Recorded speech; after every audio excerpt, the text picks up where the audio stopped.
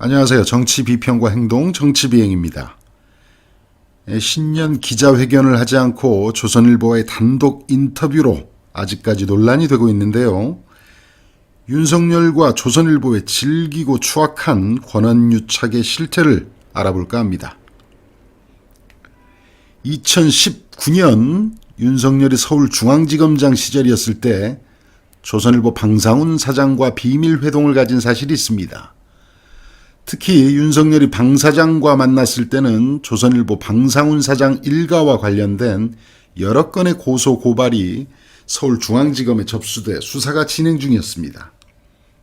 고발 사건과는 별도로 2018년 초부터 서울중앙지검은 검찰 과거사위원회의 권고에 따라 고 장자연 씨 사건과 관련해 방상훈 사장의 아들인 방정호 TV조선 전 대표와 동생인 방용훈 코리아나호텔 사장에 대한 수사도 진행하고 있었습니다.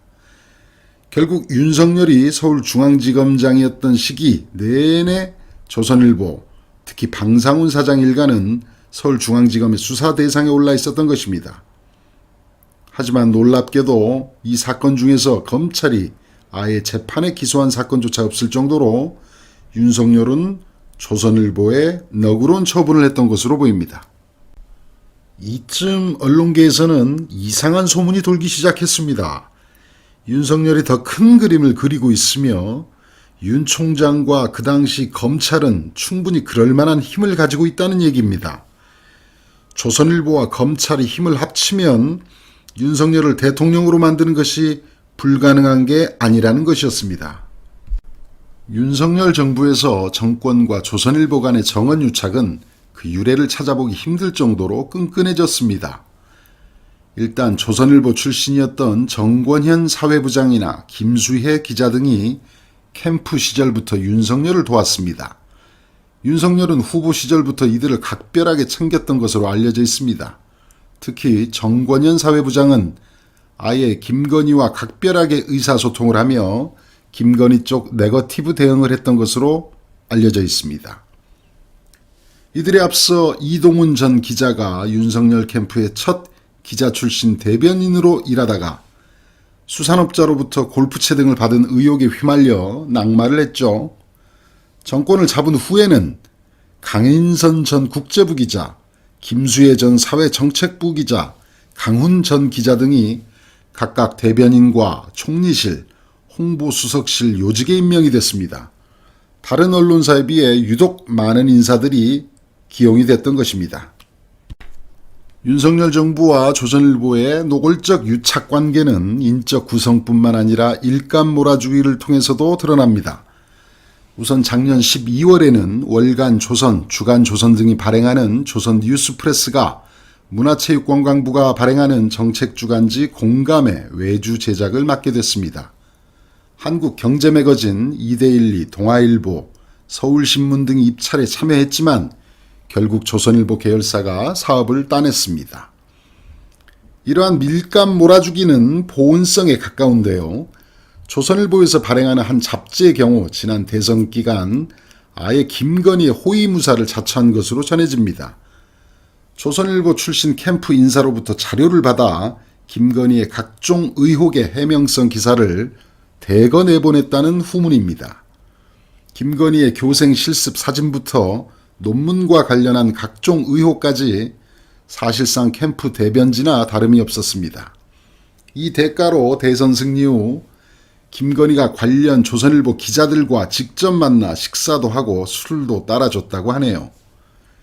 김건희가 사실상 윤석열을 들었다 놨다 한다는 의혹이 있는 상황에서 김건희가 직접 조선 계열사 기자들을 불렀다는 것은 사실상 대통령의 눈안에 든 것이나 마찬가지입니다.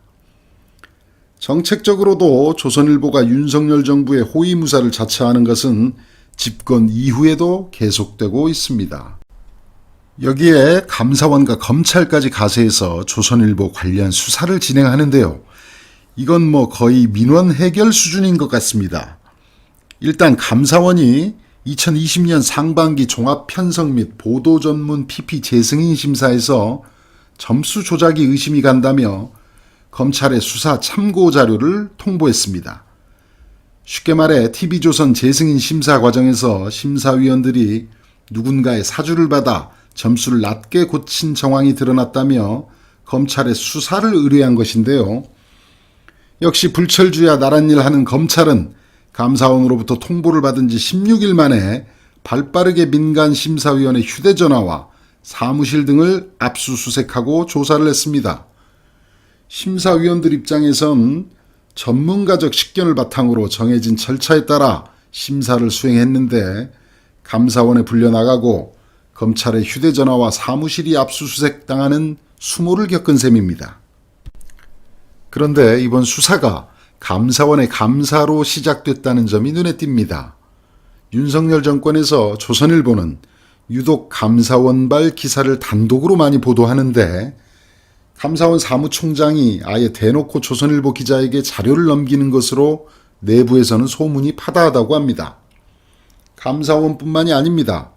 최근 중국 정부가 우리나라의 비밀 경찰서를 운영했다는 의혹이 불거지면서 파문이 일고 있는데 이 역시 조선일보가 단독으로 보도를 했습니다. 문제는 이러한 정보는 국가정보원이 아니고서는 알 수가 없는데 국정원이 조선일보에 은밀히 정보를 제공했다고 밖에 볼 수가 없는 정황들이 나오고 있습니다. 윤석열과 조선일보뿐만 아니라 검찰을 비롯한 권력기관과 보수 언론들의 추악한 권한 유착을 국민들은 절대 그냥 두지 않을 것이며 그 역사적 책임을 반드시 물을 것입니다. 지금까지 정치비행이었습니다.